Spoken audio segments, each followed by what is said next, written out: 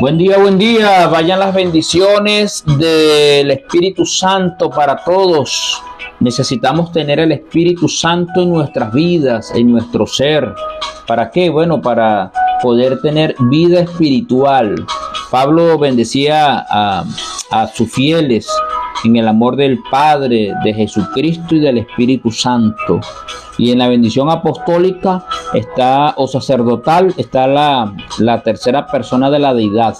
Y recuerden que sin la tercera persona de la deidad, sin la presencia de él, no tenemos vida nosotros, vida espiritual. Mengua la vida espiritual. Así que necesitamos nosotros la presencia del Espíritu Santo. ¿Qué tal, amigos y amigas? Hoy es lunes 6 de noviembre. Son las 8:03 de la mañana. Y bueno, vamos ya casi a concluir con la serie nuestra Efes Afilados. Tuvimos reposo el día sábado y el día domingo. Estuvimos de reposo, gracias a Dios. La pasamos bien con la hermandad, compartiendo, dialogando, teniendo llamadas, dando estudios bíblicos. Todo eso, no, todo es una bendición. Todo es una bendición del Señor. Es maravilloso eso. Queremos hablar en esta mañana, mediante la gracia de Dios, de la iglesia de Filadelfia. Filadelfia. ¿Se acuerdan? Filadelfia la tenemos nosotros registrada en la palabra de Dios en el libro de Apocalipsis, capítulo 3.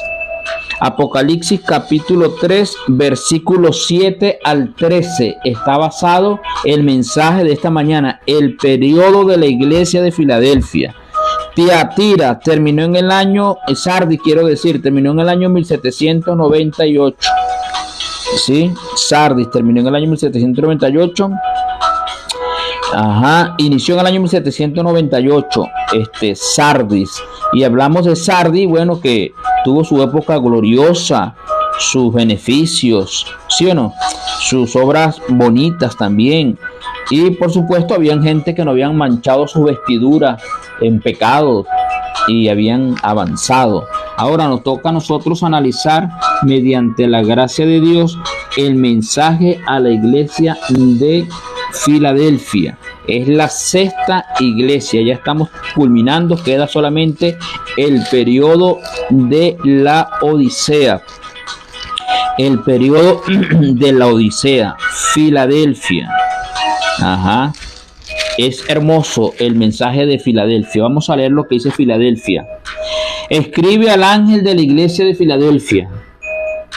En el nombre del Señor Jesucristo estamos leyendo. Repito, antes de nosotros iniciar nuestra programación aquí, siempre hay sesiones de oraciones fuera de pantalla. Esto dice el santo, el verdadero, el que tiene la llave de David, el que abre y ninguno cierra, y cierra y ninguno abre. Yo conozco tus obras, y aquí he puesto delante de ti una puerta abierta, la cual nadie puede cerrar. ¿Qué abrió el Señor? Una puerta, la cual nadie puede cerrar, porque aunque tienes pocas fuerzas, has guardado mi palabra y no has negado mi nombre. He aquí, yo entrego de la sinagoga de Satanás a los que se dicen ser judíos y no lo son, sino que mienten. He aquí, yo haré que vengan y se postren a tus pies y reconozcan que yo te he amado. Por cuanto has guardado la palabra de mi paciencia, yo también te guardaré de la hora de la prueba que ha de venir sobre el mundo entero. Muy bien, avanzamos. Sí, sobre el mundo entero, para probar a los que moran sobre la tierra. He aquí, yo vengo pronto, retén lo que tienes, para que ninguno tome tu corona. Al que venciere, yo le haré columna en el templo de mi Dios, y nunca más saldrá de allí. Y escribiré su nombre, o escribiré sobre él el nombre de mi Dios, y el nombre de la ciudad de mi Dios, la nueva Jerusalén, la cual desciende del cielo de mi Dios, y mi nombre nuevo. El que tiene oídos, oiga lo que el Espíritu dice a las iglesias. ¿Qué tal? Entonces, este es el mensaje para la iglesia de la Odisea, digo yo, para la iglesia de Filadelfia. Es el mensaje maravilloso para la iglesia de Filadelfia. Así es. Vamos a bajar un poquito aquí el volumen de la música. No sé cómo se escuchará ya, pero queremos concentrarnos en el mensaje de Filadelfia. Hermano, este sexto periodo de la iglesia es hermoso, es muy lindo este periodo de la iglesia. Déjeme decirle, me dio mucha alegría cuando estudiaba y repasaba los estudios del periodo de esta iglesia. Y puedo decirle, estimados hermanos, que el Señor está guiándonos a través de la historia. Recuerden que dice que Él está en medio de los 7 candeleros, ¿no? Es decir, que está en medio de la iglesia siempre, en las operaciones, en el trabajo, las labores, en las vicisitudes, en las bondades, todo siempre, en todos esos momentos está la presencia del Señor con su iglesia. La palabra Filadelfia significa amor fraternal. Escuchen bien, la palabra Filadelfia, ¿qué significa? Amor fraternal, así es. Esta ciudad fue fundada antes del año 138, por allá antes de Cristo, y recibió el nombre de Átalo II, quien tenía por sobrenombre Filadelfo de Pérgamo, en homenaje a su lealtad hacia su hermano mayor Eumenes II. Eran 2 hermanos que se apreciaban mucho ellos allí. Y entonces Filadelfia fue fundada en el año 138. De ahí en adelante había un gran líder para el momento y se llamó Átalo II. Y se le colocó el nombre de Filadelfia. Y significa amor fraternal, simbolizando el amor fraternal que había entre Átalo y su hermano Eumenes II. Después de Cristo, en el año 17, hubo un terrible terremoto y la destruyó a la ciudad de Filadelfia. Luego fue reconstruida por el emperador romano Tiberio. ¿Sí? Pero por supuesto siguió siendo relativamente pequeña, Filadelfia, pequeña. Y estaba situada a unos 50 kilómetros de la iglesia de Sardis, Igual, hermano, inicia, entonces Filadelfia, ¿qué representa o qué significa? Amor fraternal, amor fraterno. Muy bien. Este mensaje siempre lo envía el Señor a su iglesia. Y dice, escribe al ángel de la iglesia. Ya estamos casi finalizando la serie. Y quiero repetir que ángel dentro del concepto bíblico representa mensajeros. Y hemos compartido varios pasajes bíblicos ratificando esto, ¿verdad? El ángel de la iglesia es los líderes, los pastores, los ministros de la época. El mensaje va directamente para ellos y ellos se lo envían a quienes, a los feligreses de estas. Así es, estas cosas dice el santo y el verdadero, el que tiene la llave de David, el que abre y ninguno cierra, y cierra y ninguno abre. El santo, ¿quién es, hermano, el santo? Hasta los espíritus malos confesaban, yo sé quién eres tú, eres el santo de Dios. Entonces el santo de Dios es el Señor Jesucristo, es el ser excelso, glorioso, que está en medio de los 7 candelabros. Y en este momento de la iglesia, en este periodo de la iglesia de Filadelfia, por supuesto el Señor estaba allí como el santo, el verdadero, el que tiene la llave de ¿quién? De David. Yo conozco ¿tú qué? Tus obras, dice la Biblia. Yo conozco tus obras, dice el Señor. Es importante, hermano, conocer esto, ¿no? Saber de que el Señor es el que tiene conocimiento pleno de todo. Él sabe qué obra hace usted en su casa, Él sabe qué obra hace el pastor, el misionero, el colportor. Una cosa es llenar un informe y otra cosa es lo que se haga en realidad. Y debería estar plasmado en el informe lo que se ha hecho realmente. El Señor tiene conocimiento de todo, y especialmente en esta iglesia. Esta iglesia fue precursora del advenimiento, del anuncio del segundo advenimiento de Cristo a la tierra. Y dice, yo conozco tus obras y he puesto delante de ti una puerta, la cual ninguno puede cerrar. dice la Biblia, ¿no? Bien, entonces Jesucristo en medio de la iglesia de Filadelfia, dirigiendo los acontecimientos importantes. Hemos dicho que la palabra Filadelfia, ¿qué significa? Amor fraternal. Y expresa, esta iglesia expresa la situación y el espíritu de aquellos que recibieron el mensaje adventista en el otoño de 1844. ¿Qué tal? Entonces, esta iglesia nada más y nada menos representa al movimiento milerita, que predicó aquel fragante y hermoso mensaje, aquel mensaje fraterno que lo llevó a un despertar religioso, digamos, en grandes proporciones, en diversos países también, Así es, fue el gran movimiento de 1840 al 1844. Les aconsejo, hermanos, que lean el libro Conflicto de los Siglos. Lean también Historia de la Redención, capítulos 50, 51 y 52. Ahí está, vamos a decir, está plasmado el mensaje, el periodo de la iglesia de Filadelfia. Lean Historia de la Redención, capítulos 50, 51 y 52 de Historia de la Redención. El libro maravilloso también, Conflicto de los Siglos. Pueden leer, por supuesto, el capítulo, hermanos queridos, La verdadera conversión es esencial, el capítulo 28, ¿sí? El juicio investigador. Pueden leer, hermanos, Estados Unidos en la profecía. Pueden leer una amonestación rechazada, profecías cumplidas. En estos capítulos que le he mencionado está la historia de la iglesia de Filadelfia. Así es, el periodo de la iglesia de Filadelfia. Es bueno conversar un poco, ¿verdad? Bueno, Jesucristo, hermano, el hijo de David. Jesucristo es el hijo de ¿quién? De David. Jesús, hijo de David, ten misericordia de mí.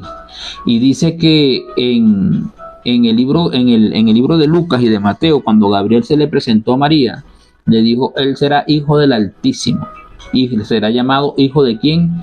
De David. Hijo de David. Así es. Y debemos entender, hermano, aquí dice que el que tiene la llave de David, el que abre y ninguno cierra.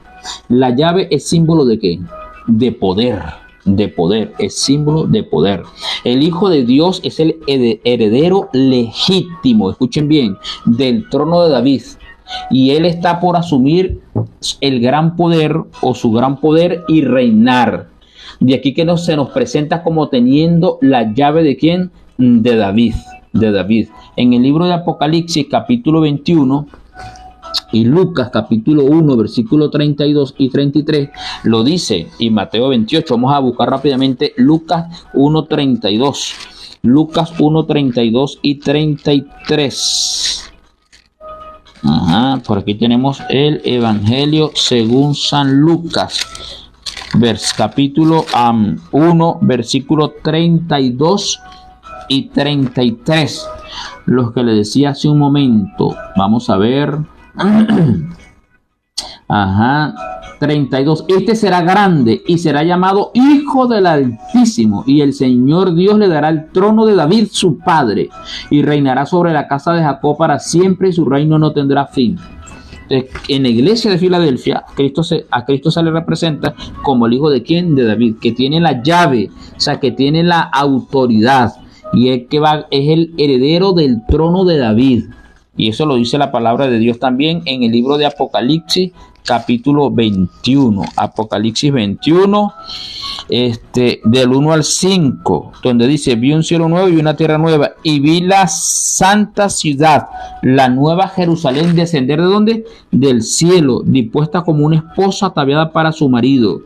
Y aquí el tabernáculo de Dios con los hombres, y él morará con ellos y ellos serán su pueblo y Dios mismo estará con ellos como su Dios. ¿Qué tal? Como su Dios. Y no habrá lágrima, ni muerte, ni dolor. Y el 5 dice, y el que está sentado en el trono dijo, es que yo hago nuevas todas las cosas. Estas palabras son fieles y verdaderas. Entonces, en el periodo de Filadelfia se presenta a Cristo como quien teniendo la autoridad, el dominio, las llaves, el que abre y ninguno cierra. El que abre y ninguno cierra. Hay una puerta que debía abrirse y otra que debía cerrarse. Para nosotros los adventistas, escuchen bien, para nosotros los adventistas del séptimo día, sostenemos, del movimiento de reforma por supuesto, sostenemos, y para el pueblo adventista en general, sostenemos, ¿sí? Escuche bien, sostenemos que el fin del periodo de Filadelfia, del año 1844, la iglesia señala el inicio o el comienzo del juicio investigador descrito en Daniel 7:10 y en Apocalipsis 14:6 al 7. Filadelfia tuvo su cumplimiento cuando en el año de 1840 a 1844. Ahí donde se propagó el mensaje de Apocalipsis 14:6 que dice la hora de su juicio es venida, sí, es venida. Entonces vi volar por en medio del cielo otro ángel, Apocalipsis 14:6, que tenía el evangelio eterno para predicarlo a los moradores de la tierra, a toda nación, tribu, lengua y pueblo, diciendo a gran voz, temed a Dios y dadle gloria, porque la hora de su juicio ha llegado, y adorad a aquel que hizo el cielo y la tierra, el mar y las fuentes de las aguas. Y también el segundo mensaje, que es ha caído Babilonia. Pero ahora, ¿qué es la puerta que dice Apocalipsis 3? Dice que tiene una puerta que abre y ninguno puede cerrar, y cierra y ninguno puede abrir. Bueno, Jesucristo, quiero hacer una analogía aquí. Cuando Jesucristo hablaba con los fariseos, con los dirigentes, como tenía una multitud mixta que él escuchaba, él decía, ¿no habéis leído? Cuando hablaba con ellos. Y cuando hablaba con los hermanitos que no tenían acceso a los escritos sagrados y que no sabían leer, le decía, ¿no habéis oído? Y para ustedes que han escuchado, que han leído, ustedes deben comprender esto, lo que les voy a decir ahora. Es que para entender el versículo 3 de Apocalipsis, el capítulo 3 de Apocalipsis, versículo 7, que tiene una puerta, ¿verdad? Que abre y que ninguno que cierra y ninguno abre. Esa puerta, hermanos queridos, no es nada más y nada menos que la representación del santuario. Recuerden, hermanos queridos, que el Señor Jesucristo está realizando una obra sacerdotal. ¿Dónde? En el santuario. Durante más de 1800 años llevó una obra en el lugar santo. Recuerden el tiempo de Moisés. En el libro de Éxodo capítulo 25 versículo 8 dice, me harán un santuario para habitar en medio de ellos. Y más adelante dice, lo harán conforme al modelo que yo le mostré. Cuando Moisés estuvo en el monte Sinaí, ¿se acuerdan que tuvo 40 días allí? Y el Señor le mostró el diseño, las medidas de toda la estructura del tabernáculo que iban a construir, porque en ese tabernáculo iba a habitar el Señor con su pueblo. Y el tabernáculo tenía dos espacios, hablando del tabernáculo, no del atrio. Del tabernáculo tenía dos espacios, el lugar santo y el lugar santísimo. Había un ministerio constante, diario en el lugar santo, pero había un ministerio anual en el lugar santísimo.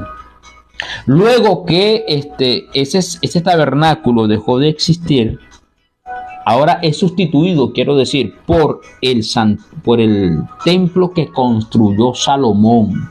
Salomón duró más o menos como, no sé, como unos cuantos años, unos 6, 7 años, construyendo el templo. Y lo construyó igualito, el diseño que Dios le mostró ahora al rey David. Al rey David. Y David le dio los planos del templo, cómo iba a ser todo. David se lo dio ¿a quién? A Salomón. Y Salomón construyó con su equipo de trabajo el templo para el Señor. Y para acceder del lugar santo al lugar santísimo había una puerta. Entonces había un ministerio que desarrollar y lo desarrollaban los sacerdotes en el lugar santo todos los días. Eso usted puede buscarlo en Éxodo capítulo 25, versículo 8-9, Hechos capítulo 7, versículo 44, Hebreos capítulo 9, versículo 1, 21 al 24, ¿sí? Éxodo capítulo 26, versículo 33 y 34. Por eso le dije yo, no habéis leído porque ustedes conocen cómo es el mensaje. Y para no leer todos esos textos bíblicos, se los comento.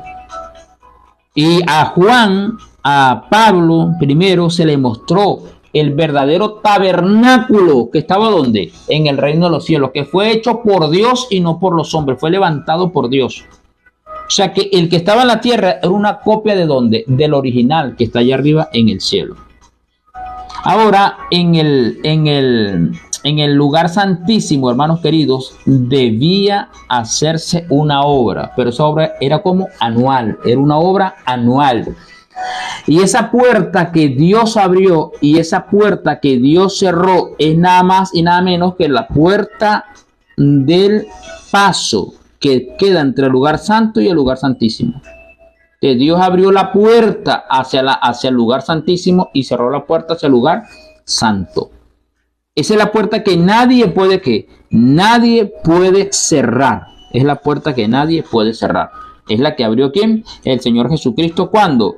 El 22 de octubre del año 1844. Cristo se traslada del lugar santo al lugar santísimo. Es lo que dice Daniel 7:2, 7:13. La venida del Hijo del Hombre al anciano de día. La venida del Hijo del Hombre o la venida súbita del Hijo del Hombre al santuario. ¿Sí? El clamor de medianoche. Todos esos son eventos, ¿verdad? O textos bíblicos que significan o dirigen al mismo evento. Es la venida de Cristo. Eso fue, allí es como en el mensaje de Filadelfia, se presenta que abre una puerta que nadie puede ¿cómo? Cerrar y cierra uno que nadie puede hablar. Cristo cumplió su ministerio durante muchos años en el lugar santo. Ahora está en el lugar santísimo. ¿Está dónde? En el lugar santísimo. Eso es la puerta cerrada y la puerta abierta. Pueden comprobar esto ustedes en el capítulo 6 del libro Primeros Escritos, donde hubo una visión. Esta puerta no se abrió hasta que hubo terminado la mediación de Jesús en el lugar santo del santuario en 1844. Jesús se levantó y cerró la puerta del lugar santo y abrió la que da al lugar santísimo y pasó detrás del segundo velo, donde está ahora al lado del arca y donde llega la fe de Israel ahora. ¿Qué tal? Vi que Jesús había cerrado la puerta del lugar santo y nadie podía abrirla. Y había abierto la puerta que da acceso al lugar santísimo y nadie podía cerrarla. ¿Qué tal? Acerquémonos, dice el apóstol Pablo, pues, al trono de la gracia para hallar oportuno socorro. Nadie puede cerrar, ningún poder humano contrario a la verdad divina puede cerrar esta puerta, hermanos queridos. Puede cerrar esta puerta. Jamás puede cerrar esta puerta. Es la puerta que da acceso al lugar santísimo. Y el remanente fiel pasó del lugar santo al lugar santísimo. Este fue el mensaje que predicó la iglesia de Dios en el tiempo de Filadelfia. Estamos hablando de Filadelfia. ¿Y Filadelfia qué significa? Amor fraternal. Amor fraternal, Filadelfia. Así es. Entonces, ¿a quién llamó el Señor, hermanos queridos? Bueno, el Señor llamó a su siervo. Les comento lo que dice Conflicto de los Siglos, los capítulos anteriormente mencionados, y el capítulo 50 de Historia de la Redención, para que ustedes puedan ahondar. Entonces, la profecía, hermanos queridos, del primer ángel revelada en la visión de Apocalipsis 14 encontró su cumplimiento en el movimiento adventista del año 1840-1844. En Europa, en América, ¿quién estuvo a cargo de la obra de Dios? El hermano Guillermo Miller con su equipo. Guillermo Miller era un hombre, un granjero, que él se oponía a la Biblia, no creía en la Biblia, no creía en la verdad divina. Ahora, ¿qué hizo el Señor? Envió ángeles para que tocasen el corazón de Guillermo Miller Y Guillermo Miller, ¿ahora qué hizo? Empezó a estudiar la Biblia, a indagar, y se dio cuenta de la pureza y la santidad del mensaje. Y empezó a descubrir el comienzo de la cadena de verdad, eslabón tras eslabón, y pudo contemplar el maravilloso plan de salvación. Pudo contemplar de que a este mundo le quedaba poco tiempo. Y entendió que en la Biblia no existe contradicción alguna. Que si él no comprendía un pasaje bíblico, la Biblia lo refería a otro pasaje donde clarificaba lo que quería decir. Y el apóstol Pedro dice que los indoctos tuercen las escrituras para su propia perdición. Hermano, usted debe estudiar la Biblia a profundidad. Yo debo estudiar la Biblia a profundidad, escudriñar, cavar profundo, dice las escrituras. Y si este hermano, que era un granjero, era contrario a la Biblia, Dios los usó, Dios te puede usar a ti, hermanos queridos. Recuerden que en uno de los periodos de las iglesias hablamos que debe tener doble cumplimiento. Y en la iglesia de Tiatira, donde está Jezabel, acuérdense que esta iglesia debe tener doble cumplimiento. La echó en cama. Y la herida mortal de la bestia tiene que ser sanada y va a seguir a levantarse para perseguir al pueblo de Dios en el último tiempo. Estamos hablando de Tiatira. La iglesia de Filadelfia también tiene continuidad, el periodo de la iglesia de Filadelfia. Amor fraternal. Recordemos que la Odisea, que vamos a hablar mañana, es tibio o caliente. Si eres caliente, perteneces a ese grupo, a los fieles de la iglesia de Filadelfia. Si eres frío, entonces no va a haber tibio, no. Tiene que ser tibio, tiene que ser frío o caliente, no tibio. No tibio. Nadie va a estar en una posición neutral en el momento de predicar la verdad de Dios. Nadie, jamás va a quedar neutral. Ahí vamos a estar, o van a estar o frío o caliente. Caliente es el que tiene el fervor del Espíritu Santo, la gloria de Dios, el amor fraternal de la iglesia de Filadelfia, que ya lo vamos a ver. Y los fríos son los mundanos, los que no quieren nada con las cosas de Dios, que no leen la Biblia, que no oran, que no se preocupan por nada, que lo que les gusta es practicar el espíritu de hipocresía, de maldad, de señalamiento, de sembrar cizaña, de ir a las iglesias, a las casas, de estar cómodos, de querer tener todas las comodidades y que el pastor o los que predican los arrullen en un falso mensaje de paz para esta época terrible. Entonces, hermanos queridos, aquí está Filadelfia. Entonces, ¿a quién usó el Señor? ¿A quién? A Guillermo Miller y a sus compañeros. Él observó la condición de las iglesias, hermanos, y tenía que haber un despertar, un revivamiento. Observó que las iglesias estaban corrompidas en el tiempo después de 1800 del periodo de Sardis, cuando vino a la Filadelfia. Había una comodidad enorme, pero había una corrupción en los hermanos. El afecto de Jesucristo había sido traspolado al mundo. Buscaban los honores mundanales en vez de los honores que vienen de lo alto. Hacían tesoros en la tierra, pero no hacían tesoros ¿dónde? En el reino de los cielos. Y entonces este hermanito querido, Guillermo Miller, y los otros hermanos que estaban en este momento en la iglesia, pudieron ver la hipocresía y oscuridad y muerte espiritual por todos lados. Y su espíritu se conmovió en el interior. Y dijo: Señor, ¿qué hago? Cual Eliseo dejó el arado y se fue a hacer la obra del Señor. Después que Dios les clarificó todos los pasajes bíblicos, el libro de Daniel, hasta 1200 tardes y mañanas, 2300 tardes y mañanas, y el santuario será purificado. 2300 tardes, el hombre estudió el calendario profético. 2300 tardes de mañana y el santuario será purificado, y entonces empezaron a hacer la obra. Hermanos queridos, empezaron a predicar la verdad. Muchos se convencieron de que los argumentos basados en los periodos proféticos eran correctos, y sacrificando su orgullo, escuche bien, porque hay una transición para la conversión, hay una transición enorme, es una lucha de la mundanalidad al cristianismo, una transición. Eso fue lo que le pasó a este hombre que era leproso en los tiempos bíblicos de los asirios. Creo que está en Segunda de Reyes 5, donde Naamán dijo: yo pensaba que el profeta de Dios iba a salir, iba a colocar mi mano sobre mí, iba a invocar el nombre de Jehová y yo iba a quedar totalmente sano. Me mandaba a bañar, en términos coloquiales, en este charquito. Era la lucha, hermano, era la transición que había. entre la incredulidad y el creer, entre la fe. Y Satanás estaba ahí luchando contra este hombre para que no se convirtiese, no hubiese un cambio, una transformación. Y llegó un hermano y le dijo, los muchachos, los criados de él, su siervo, Señor, si el profeta te hubiese dicho una cosa más difícil, ¿no lo hubieses hecho? ¿Qué tanto es que te zambullas 7 veces ahí? Y el hombre llegó y se zambulló 7 veces y fue limpio. Venció, hermano, venció. Entonces los hermanos en la época, estamos hablando de Filadelfia, hermanos queridos, pastores de la época, hermanos, empezaron a estudiar las escrituras, se despertó el amor fraterno y sacrificaron el orgullo y su opinión personal. Recibieron el gozo o con gozo la verdad divina, la verdad de Dios. Algunos ministros, escuche bien, algunos ministros dejaron a un lado sus sentimientos e ideas sectarias, su salario y sus iglesias y se unieron a los que proclamaban la venida de Jesucristo.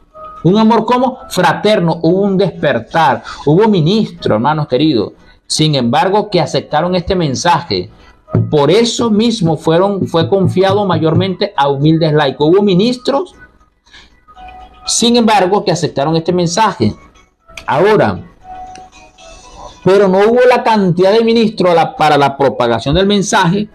Entonces, ¿qué hizo el Señor? Ahora llamó a quienes, a los humildes laicos. Se unieron los laicos porque hubo también siempre desavenencia y cierta oposición, porque Satanás no se queda quieto para trabajar en contra de la obra de Dios, de ese amor fraternal que representaba la iglesia de Filadelfia. Ahora, ¿qué hizo el Señor? Llamó a los laicos también. Los granjeros dejaron sus campos, los mecánicos dejaron sus herramientas, los comerciantes dejaron su mercadería, los profesionales dejaron sus tareas. Y a pesar de ello, la cantidad de obreros era pequeña en comparación con la obra que debían realizar. La condición de una iglesia impía en un mundo sumido de maldad o en la maldad abrumaba el alma de los verdaderos atalayas. Y ellos querían despertar a las iglesias. Y por eso voluntariamente estos hermanos en este periodo de Filadelfia soportaron trabajo, privaciones, sufrimiento para poder invitar a los hombres a fin de que se arrepintieran para la salvación. ¿Qué tal?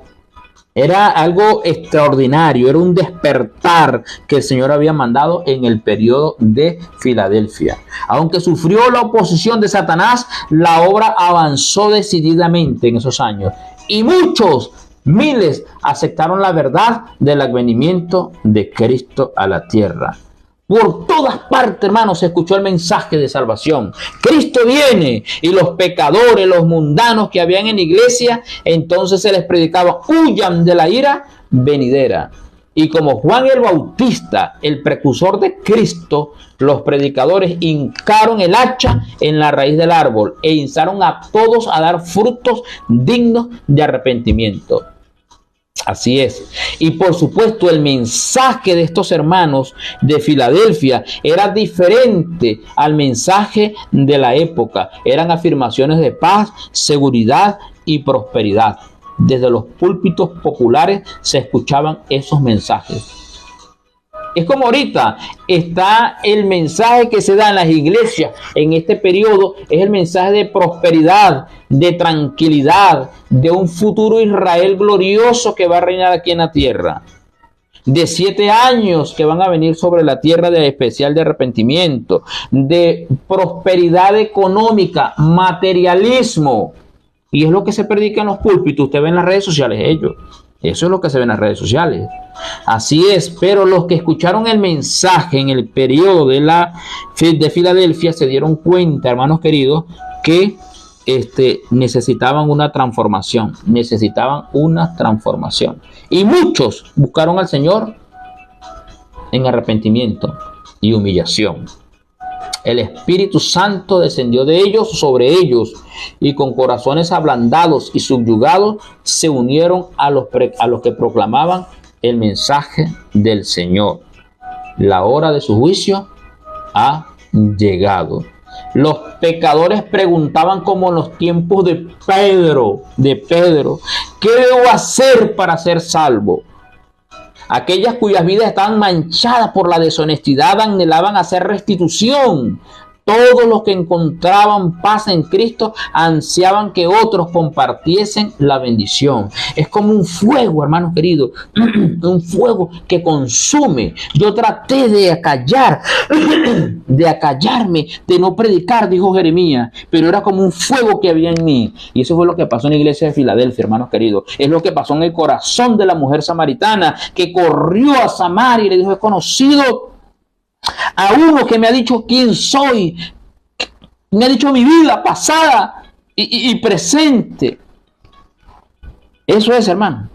Los corazones de los padres se volvieron a los hijos, y los de estos a los padres. Las barreras del orgullo, ¿sí?, cayeron, hermano. Desaparecieron. Se hicieron confesiones sinceras y los miembros de la familia trabajaron para la salvación de sus seres queridos. Qué hermoso, hermanos queridos, esto, ¿no? Qué belleza lo que el Señor ha hecho por su pueblo.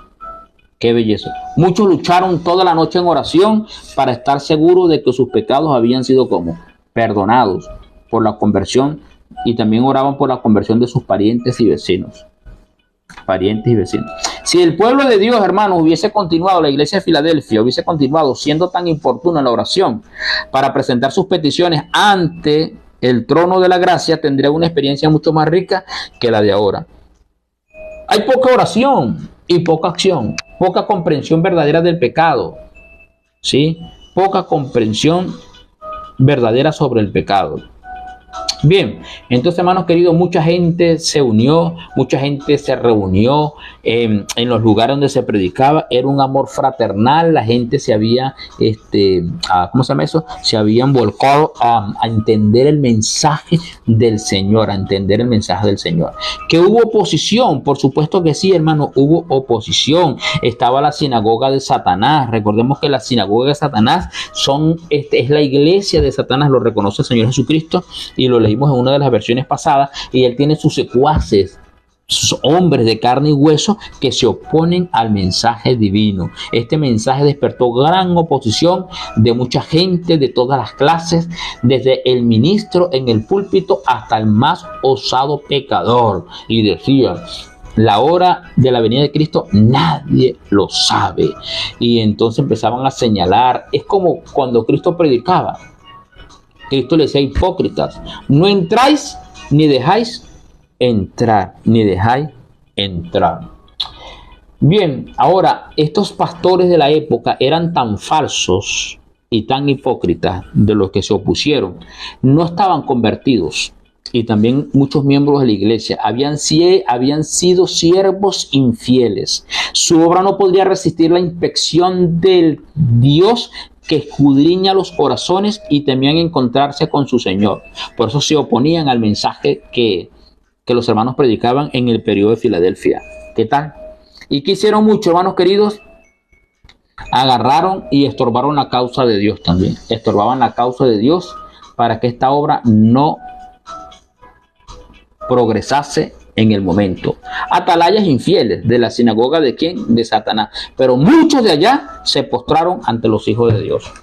Ahora aquí dice, en el libro de Apocalipsis, dice que vendrán muchos de la sinagoga de Satanás, y ¿qué van a hacer? Y se van a arrepentir y van a reconocer. Dos pensamientos sobre este pasaje. Es que muchos hermanos que han sido siervos activos en las filas del enemigo van a estrechar fila con nosotros, se van a postrar y van a adorar juntamente con nosotros. Van a adorar a nuestros pies también. Ellos van a adorar al Señor juntos con nosotros. Y otro es que no lo van a hacer, ¿sí? No lo van a hacer, ¿sí? No lo van a hacer.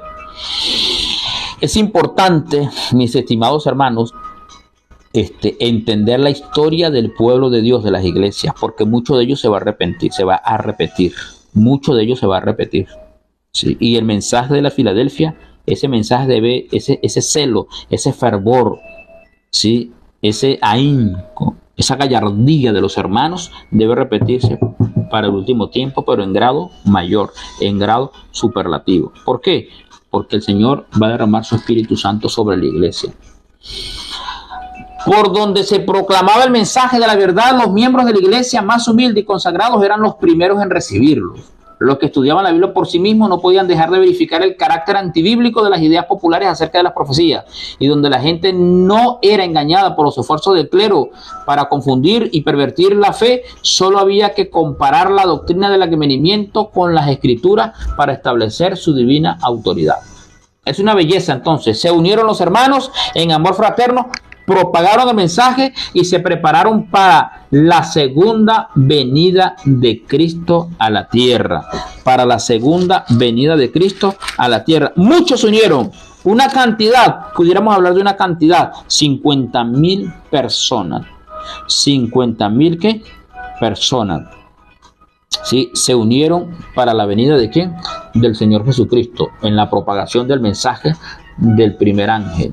Del primer ángel. Así es. Ahora, ¿qué sucedió, hermanos queridos? Hay muchas personas que fueron engañadas. Los ángeles de Dios observaron con profundo interés cuál sería el resultado de esta amonestación. Cuando las iglesias en conjunto rechazaron el mensaje, estos se apartaron de ellas con tristeza.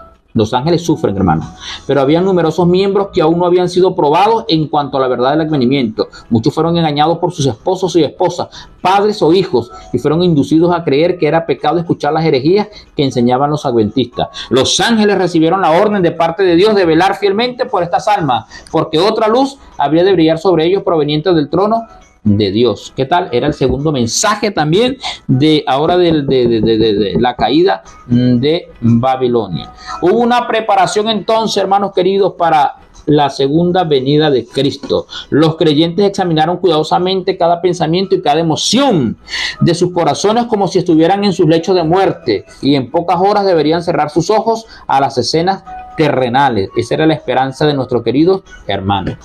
Por supuesto, ustedes saben que en 1844, el 22 de octubre, en ese amor fraterno no vino el Señor. Dios quiso probar a su pueblo. Su mano ocultó un error en el cómputo de los periodos proféticos. Los adventistas no lo descubrieron ni tampoco lo hicieron sus más instruidos oponentes. Esto decían: el cálculo de los periodos proféticos es correcto. Un gran acontecimiento está a punto de ocurrir, pero no es lo que el señor Miller predice. Es la conversión del mundo y no el segundo advenimiento de Cristo. Ellos no sabían dónde estaba el error. Y Cristo dice: el momento de la expectativa pasó y Cristo no apareció para liberar a su pueblo. Los que con sincera fe o con fe sincera y amor esperaron a su Salvador. Ellos sufrieron la amarga desilusión. Pero el Señor había cumplido su propósito, había probado los corazones de los que profesaban esperar la venida de Cristo. Muchos entre ellos, ¿qué hicieron? Habían actuado por un motivo que no era el más elevado que el temor. ¿Qué tal? Su profesión de fe no había afectado ni sus corazones ni su vida. Cuando el acontecimiento esperado no ocurrió, declararon que no estaban chasqueados. Nunca habían creído que Cristo pudiera venir. Fueron los primeros en reírse de la pena de los verdaderos creyentes. ¿Qué tal? Entonces, hermanos queridos, en este periodo hubo gente que se unió al mensaje, pero gente que no creían en el mensaje del Señor, estaban allí por hacer bulto. En este momento en la iglesia, el gran número de la iglesia, los hermanos, el Señor sabe y conoce que muchos de los que están dentro de la iglesia en el periodo de la Odisea están como en el periodo de Filadelfia. No hablando del fervor de aquellos hermanos, sino de aquellos hermanos que se apartaron de la verdad. No están convertidos. De repente convencidos, pero no convertidos. ¿Y qué van a hacer ellos? Antes de la venida de Cristo se van a apartar. No van a sufrir el oprobio. No van a soportar que les quiten los derechos constitucionales. Los derechos a la vida, al comer, la seguridad alimentaria, a la educación. No se van a someter al ridículo, a la prueba, a la persecución. No se van a someter. Y estrellas que brillaron dentro de la organización SMI se van a apagar, dice la sierva del Señor, del pueblo de Dios. Estamos hablando de nosotros. Se van a apagar. Eso pasó allá, hermano. Eso pasó en ese tiempo. Y de 50,000 quedaron como un rebañito, como 50 personas. Pero Jesús y toda la hueste celestial consideró con mayor simpatía a los probados, aunque decepcionados, fieles. Si hubiera podido descorrer el velo, dice la sierva del Señor en el libro Historia de la Redención, capítulo 50, Si se hubiera podido descorrer el velo que separa el mundo invisible, el mundo visible del invisible, habrían visto a los ángeles santos aproximándose a esas almas perseverantes para protegerlas de los dardos de Satanás. Fue una prueba enorme, fue un zarandeo. Pero recuerde que los fieles que pasó quedaron. Había mucha luz, hermano, todavía. No estaba la luz del santuario, no había sido comprendida. No había sido comprendido el proceso del sellamiento de los 144,000. No estaba la luz de la reforma pro salud, de la alimentación, de la medicina. Entonces Dios tenía que darle mensajes a su pueblo, revelaciones enormes. Guillermo Miller no comprendió, hermano, la verdad del sábado. Recordemos que los hermanos que cumplen funciones en la época, hermanos queridos, no tienen la luz completa. Pero ¿quién sí tiene la luz completa? Este periodo, y eso lo vamos a ver nosotros, hermanos queridos. Lo vamos a ver nosotros. Así que bueno, esto fue lo que pasó en la iglesia de Filadelfia. Amor fraternal. Hubo un despertar religioso. Se promete un despertar espiritual religioso para el pueblo de Dios bajo la guía del Espíritu Santo para la iglesia de la Odisea. Pero déjeme decirle que Satanás va a hacer un avivamiento también, un falso avivamiento, y la gente cree que va a ser o que es el mensaje del Señor. La gente va a creer que es el mensaje del Señor, el avivamiento satánico, hermanos queridos, el avivamiento satánico. Bien, dice aquí: y por cuanto has guardado la palabra de mi paciencia, yo también te guardaré de la hora de la prueba que ha de venir sobre el mundo entero. ¿Qué hizo el Señor, hermano? Guardó a su pueblo en la hora de la prueba. De la prueba. Los guardó el Señor, los fortaleció. Los fortaleció. He aquí yo vengo pronto, retén lo que tienes para que ninguno tome tu corona. ¿Cuántas personas no se perdieron en ese momento, hermano? En el periodo de Filadelfia. Rechazaron el mensaje del Señor. Ese fervor hermoso lo rechazaron ellos.